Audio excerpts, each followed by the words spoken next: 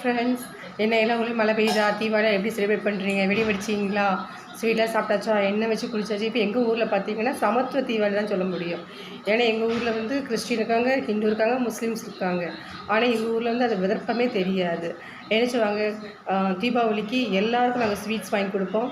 அதே மாதிரி கிறிஸ்மஸ்க்கு என்ன செய்வாங்க, அவங்க எங்களுக்கு எல்லாருக்கும் கேக் தருவாங்க. அதே மாதிரி முஸ்லீம்ஸ் என்ன செய்வாங்க, அவங்களுக்கு கொரோனா பண்டிகைகளுக்கு எங்களுக்கு அவங்க என்ன செய்வாங்க, கறி கொடுப்பாங்க.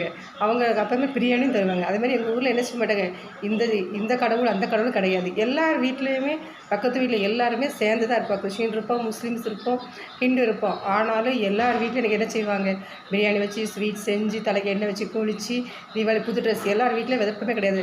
இல்லாமல் எல்லாருமே புது ட்ரெஸ் போட்டு எல்லாம் என்ன செஞ்சோம், காலையிலே பட்டாசுலாம் வெடித்து முடிச்சாச்சு. இப்போ என்ன செஞ்சுது, ஆனால் தீபாவளி செலிப்ரேட் பண்ண மாதிரியே இருக்குது பார்க்குறதுக்கு. காலை 4 மணிக்கே எழுந்திரிச்சி குளித்து வெடி போட்டால் எப்படி இருப்போம், அப்படி தானே இருப்போம். ஓகேவா ஃப்ரெண்ட்ஸ், எல்லாருக்கும் happy Deepavali. Enjoy to your Deepavali. Bye.